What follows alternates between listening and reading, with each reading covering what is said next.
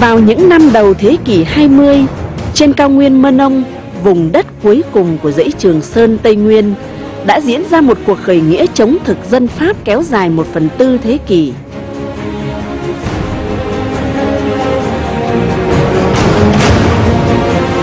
Cuộc khởi nghĩa này do một vị tù trưởng người Mơ Nông lãnh đạo. Ông chính là Nơ Trang Lơn, người thủ lĩnh huyền thoại của cao nguyên Mơ Nông. Với những chiến thắng vang dội, cuộc khởi nghĩa do Nơ Trang Lơn lãnh đạo đã thổi bùng lên phong trào chống thực dân Pháp, có thể nói là hùng tráng nhất Tây Nguyên lúc bấy giờ.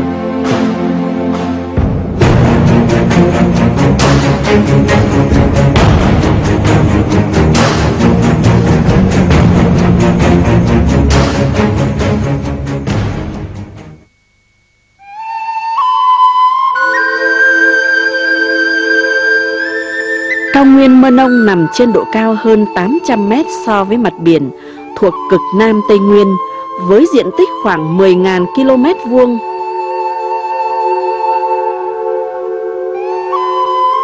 Phía Bắc và Nam của cao nguyên Mơ Nông giáp với cao nguyên Đắk Lắk, Lâm Đồng. Phía Đông và Tây giáp với Đông Nam Bộ và Campuchia.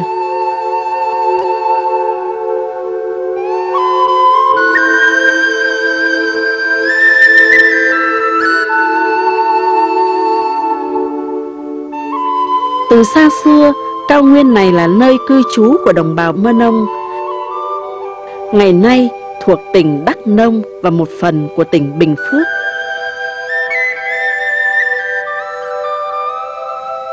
Xét về vị trí địa lý thì cao nguyên Mơ Nông là một địa bàn có tầm chiến lược quan trọng, là cửa ngõ phía nam của vùng đất Tây Nguyên trù phú, giàu tiềm năng.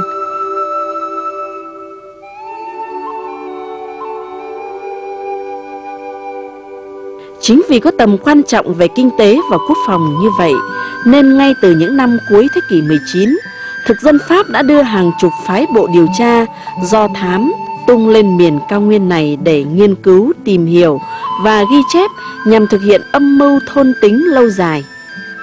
Thực dân Pháp gọi vùng đất này là cao nguyên trung tâm Nam Đông Dương. Cũng như các dân tộc khác trên dãy Trường Sơn Tây Nguyên, người Mơ Nông là dân tộc có tinh thần yêu chuộng độc lập tự do và truyền thống chống giặc ngoại xâm bất khuất.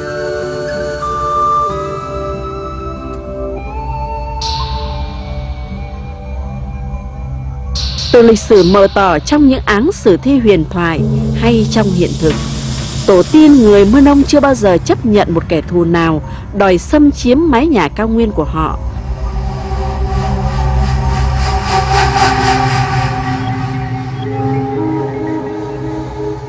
Chính vì thế mà trong khoảng thời gian từ cuối thế kỷ 19 đến đầu thế kỷ 20, dù đã bỏ nhiều công sức và tiền của, nhưng thực dân Pháp vẫn chưa thể đặt chân lên cao nguyên Mơ Nông.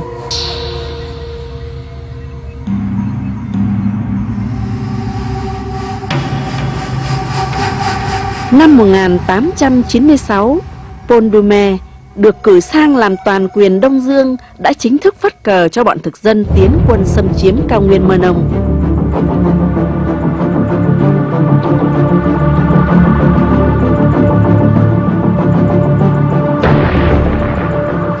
Kể từ đấy, vùng đất cao nguyên Mơ Nông luôn phải chịu cảnh loạn ly.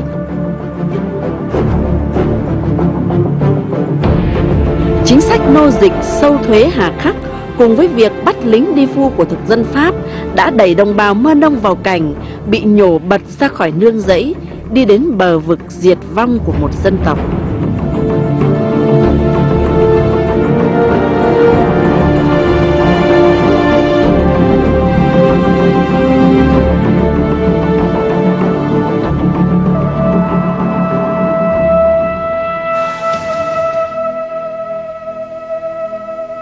Năm 1898, Henri Met, viên than tán hạng nhất khét tiếng ác độc và tàn bạo, được thực dân Pháp giao trực tiếp bình định cao nguyên Mơ Nông.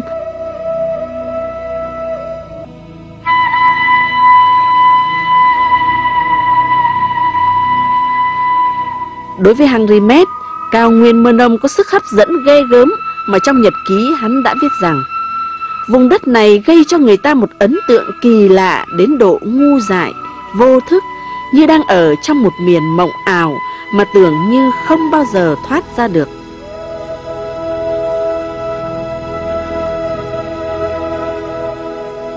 Cũng vì thế mà Henri Met chưa bao giờ ngừng dã tâm xâm chiếm cao nguyên này. Hắn thường xuyên huy động lính bảo an, lính khố xanh lùng sục, phá phách, cướp của, giết người và hãm hiếp, gây ra bao cảnh tang thương và đói khổ khắp vùng Mơ Nông.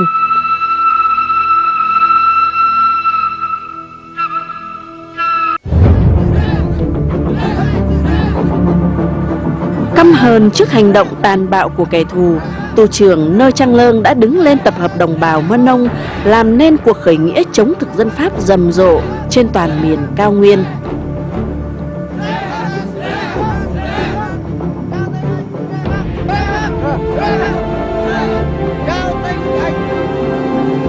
Đất là lưng của ông bà ta, sao lại để bọn ó trắng dẫm lên lưng ông bà, phá phách rừng núi của ông bà ta? Dân Mơ Nông ơi, vùng lên đi! Câu nói đầy khí phách anh hùng và lòng căm thù giặc sâu sắc của Nơ Trang Lơn nhanh chóng vang khắp vùng người Mơ Nông, khơi lửa cho phong trào chống Pháp ngày càng lan rộng và phát triển mạnh mẽ trên toàn Tây Nguyên.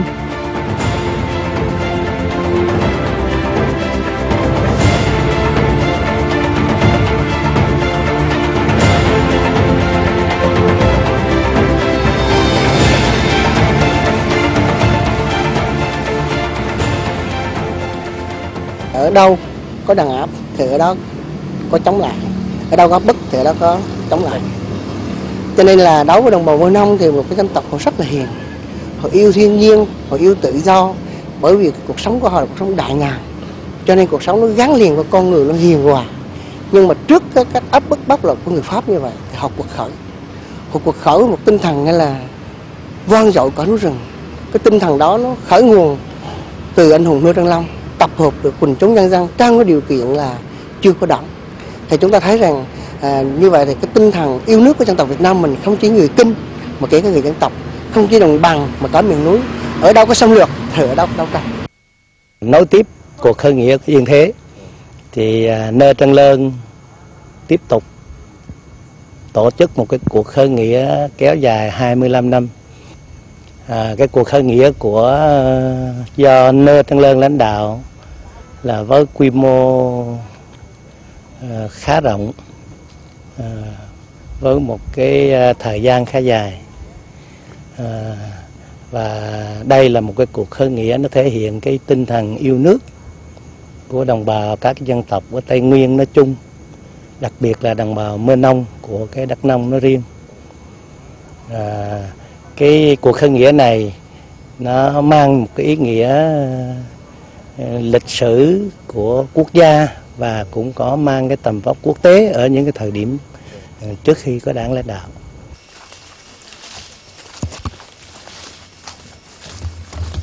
Nhóm làm phim chúng tôi tìm đến khu rừng ở xã Đắc Bút So, huyện Tuy Đức, tỉnh Đắk Nông.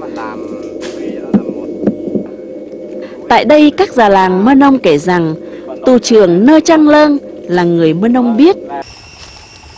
Ông sinh vào khoảng năm 1870 ở một bon nhỏ vùng Mơ Nông thuộc xã Đắc Bu So, khu vực mà nhóm làm phim chúng tôi đang ghi hình. Đứng giữa vùng di tích lịch sử đầy ý nghĩa này, ký ức và âm vang của các trận đánh do nghĩa quân Nơ Trang Lơn thực hiện những năm đầu thế kỷ 20 như hiện về trên từng gốc rừng, trên từng thớ đất.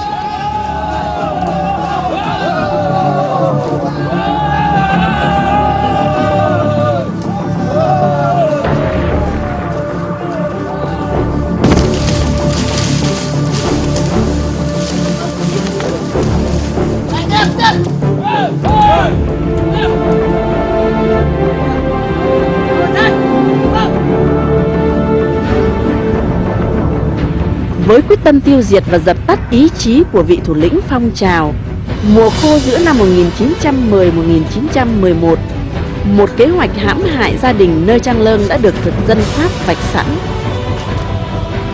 Trong một cuộc càn quét do Henri Met chỉ đạo, vợ và con gái đầu của Nơ Trang Lơn bị bắt, chúng hãm hiếp rồi tra tấn dã man cho đến chết.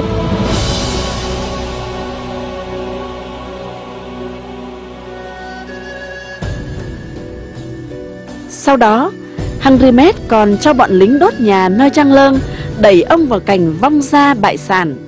Cả 3 người con còn lại của Nơ Trang Lơn phiêu bạt và mất tích.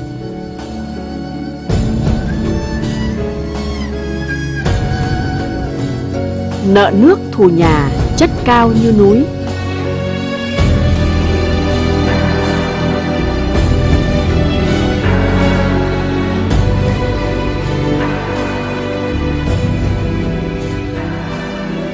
Mùa khô năm 1912, được một số đầu làng Mơ Nông uy tín như Bơ Lúc Mapra, Rờ Đinh, Bơ Rong Leng và đông đảo dân làng ủng hộ, phong trào chống Pháp của nghĩa quân Nơ Trang Lơn đã bùng lên dữ dội.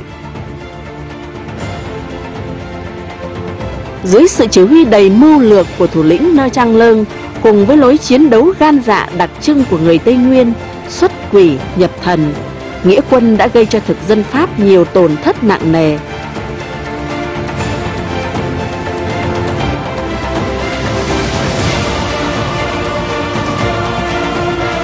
Từ khi Dương Ngọn Giáo khởi nghĩa, phong trào Nơ Trang Lơn đã liên tiếp giành nhiều thắng lợi lớn.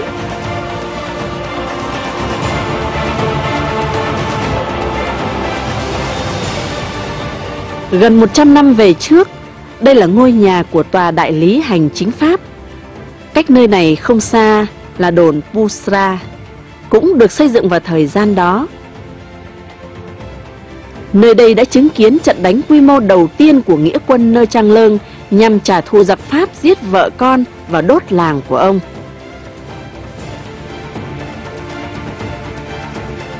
Nơ Trang Lơn đã chỉ huy 150 nghĩa quân tinh nhuệ bất ngờ tấn công, tiêu diệt hoàn toàn đồn Pusra ở chân núi Nam Luy, uy hiếp tòa đại lý hành chính.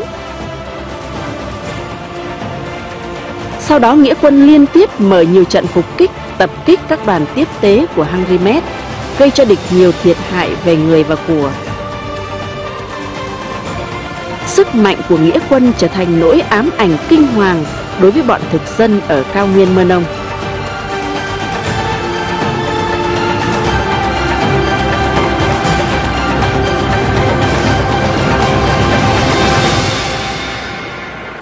Điên cuồng bởi những tổn thất to lớn do nghĩa quân Nơ Trang Lơn gây ra, giặc Pháp tiếp tục xây dựng đồn Bumera ở phía đông quốc lộ 14, đặt dưới sự chỉ huy trực tiếp của Hangrimet để đối phó với phong trào của nghĩa quân.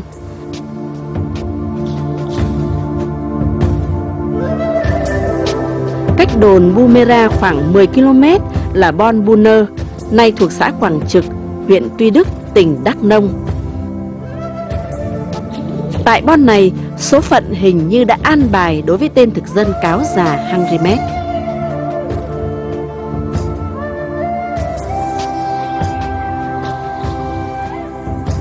Vào trung tuần tháng 7 năm 1914, bằng một kịch bản trá hàng tuyệt kỹ do Nơ Trang Lơn soạn ra, đã dụ được tên Hangrimet cáo già rời khỏi đồn Bumera, mang theo một trung đội lính khố xanh và đoàn tùy tùng về Bon Buner để dự lễ kết nghĩa.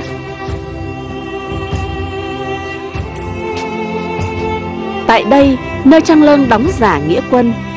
Đầu làng Rơ Ong Leng là người thay mặt Nơ Trang Lơn đứng ra làm nghi thức giả vờ đầu hàng và mời Hangrimet tiếp nhận đầu thú của 400 nghĩa quân.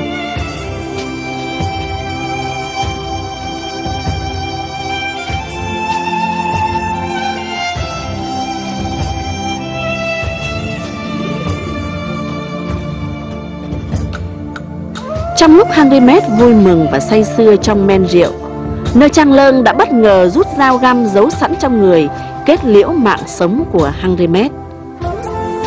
Đúng lúc ấy, nghĩa quân nhanh chóng xông vào tiêu diệt toàn bộ trung đội lính Pháp cùng đoàn tùy tùng của chúng.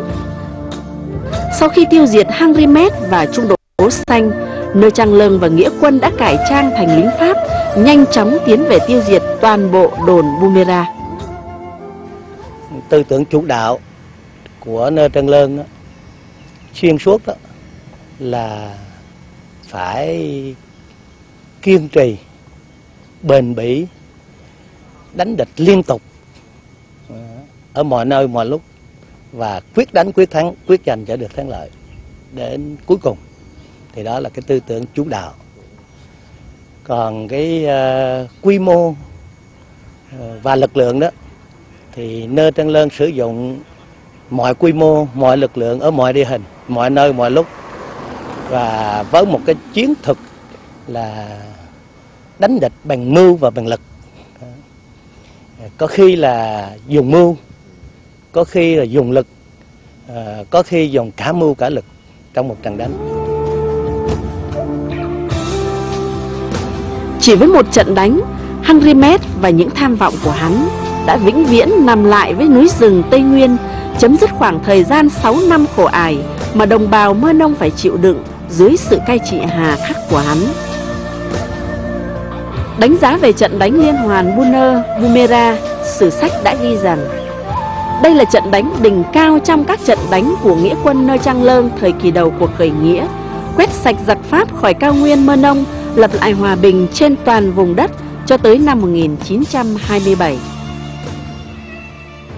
Cái quy mô của nó thì chúng ta thấy rằng là sau cái cuộc thắng lợi của cái liên hoàn Buner Bumera đó, thì là toàn bộ cao nguyên Mơ Nông giải phóng năm 1914 cho đến năm 1927 thì toàn cái cao nguyên này không có thực dân Pháp. Và cái đội quân lực lượng theo tài liệu nó thì có khoảng 5.000 người, mà có những lúc là Nơ Trân Lơn đem quân đánh cả Buôn Ma Thuột, đánh cả Ra Gia Lai để giải phóng cho dân tộc Ede và Chukchi Gia. Thì cái quy mô như vậy nó không những trên cao nguyên Mơ Nông mà nó sang qua Campuchia và sang qua cái vùng sức ảnh hưởng của nó các cái vùng, cả vùng Tây Nguyên rộng lớn như thế. Trong suốt thời gian 12 năm, từ năm 1915 cho đến năm 1927, dù cố gắng nhưng thực dân Pháp vẫn bị nghĩa quân Nơ Trang Lơn đánh bật ra khỏi cao nguyên Mơ Nông. Chính họ đã phải thừa nhận rằng trong khoảng thời gian này, cao nguyên Mơ Nông vẫn đứng vững như một thành trì không thể khuất phục. Sau sự kiện tiêu diệt Henri Met, Sebastien, tên công sứ tỉnh Đắk Lắk hồi đó, đã nhận định về nghĩa quân như sau: đây không phải là một sự kiện ngẫu nhiên và riêng biệt, mà là cả một phong trào có sự chuẩn bị chu đáo, có tính chất quần chúng nhân dân rõ rệt và nổi dậy trên toàn miền.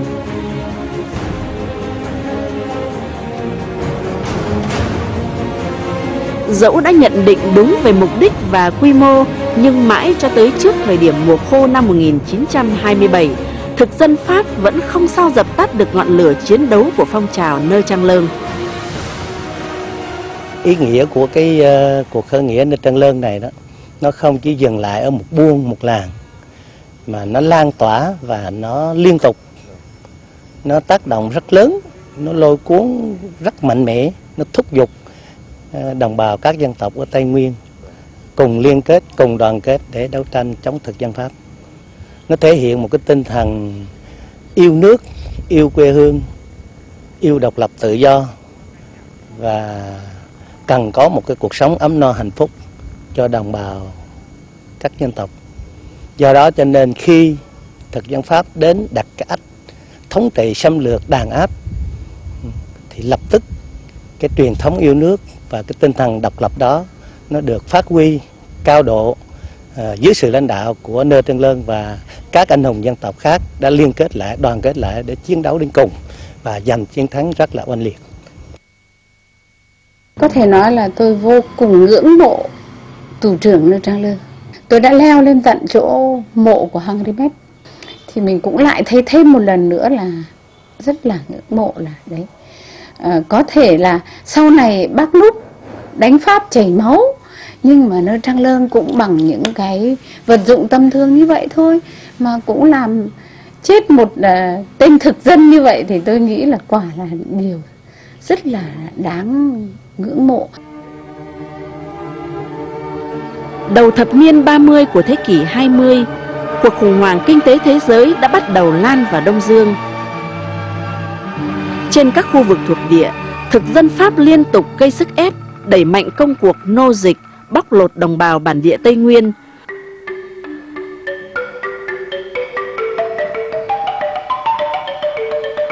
Với việc tăng cường đàn áp đánh phá miền Bắc Tây Nguyên, chúng ra sức tìm và diệt phong trào Nơ Trang Lơn ở phía Nam Tây Nguyên.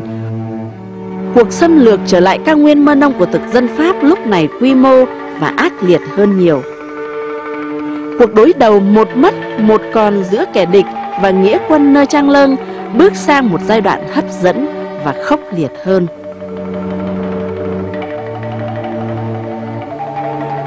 Tuyến quốc lộ 14 chiến lược đi ngang qua cao nguyên Mơ Nông, nối liền Cao Miên, Trung Kỳ và Nam Kỳ trong khoảng thời gian 1927-1931, liên tục xảy ra nhiều trận đánh ác liệt giữa nghĩa quân Nơ Trang Lơn và thực dân Pháp.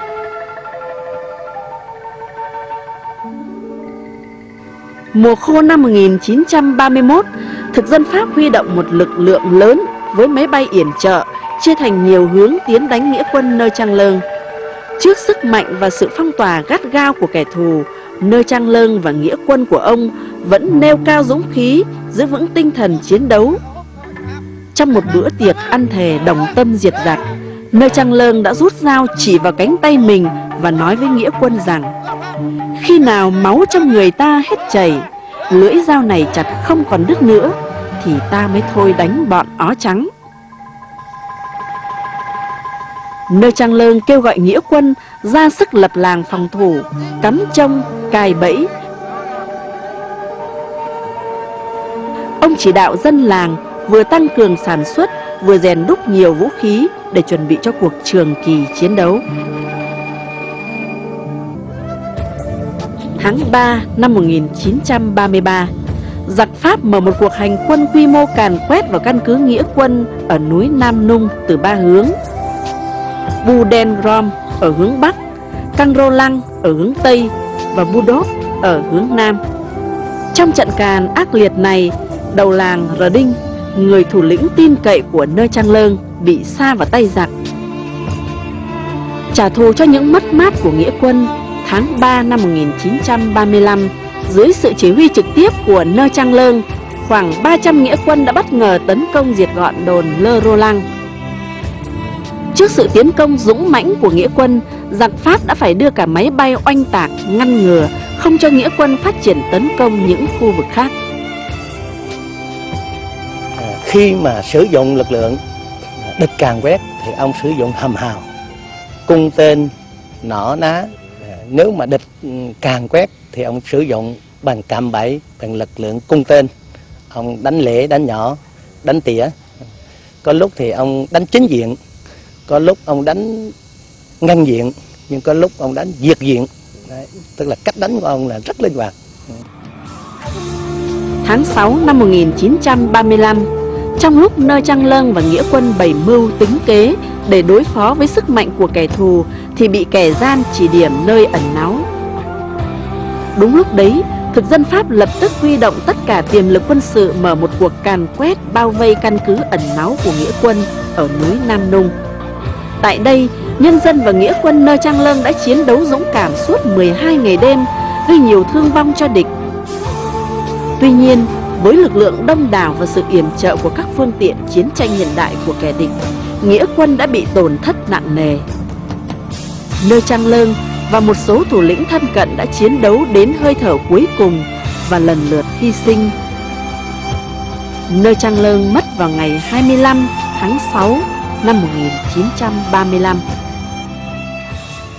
Đến năm 2012 này, tức là vừa tròn 100 năm cuộc khởi nghĩa Nơ Trang Lơn. Cuộc khởi nghĩa này trước khi chưa có đảng mà cũng đã kéo dài được tới 25 năm, tập hợp không phải chỉ có người Mơ Nông, vì Nơ Trang Lơn là người Mơ Nông, nhưng từ người Pít, người Co, người Ê Đê, người Gia Rai, người Ba Na, tất cả một vùng Tây Nguyên rộng lớn này theo Nơ Trang Lơn. Cái chiến công lớn nhất là chém rụng đầu Henri Met bằng xà gạc, và để từ đó để cho bọn xâm lược Pháp là không thể dễ dàng mà chiếm đóng Tây Nguyên này được. Và cuộc khởi nghĩa nó kéo dài, vì tất nhiên khi chưa có đảng, chưa có đường lối cách mạng thì cuộc khởi nghĩa không thể giành được thắng lợi cuối cùng. Nhưng dù sao chăng nữa, đây là ngọn cờ yêu nước, tôi cho rằng có giá trị nhất của Tây Nguyên trong lịch sử chống ngoại xâm. Nơ Trang Lương mất đi, nhưng cuộc khởi nghĩa vẫn tiếp tục với truyền thống bất khuất.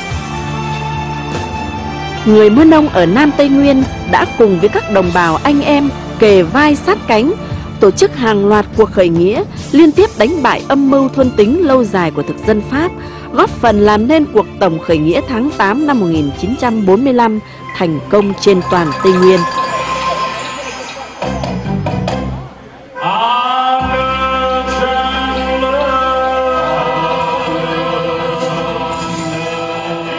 Lịch sử đấu tranh cách mạng của Tây Nguyên đã dành một phần trang trọng để nhắc đến nghĩa quân Mơ Nông, nhắc đến Nơ Trang Lương, vị thủ lĩnh huyền thoại của núi rừng.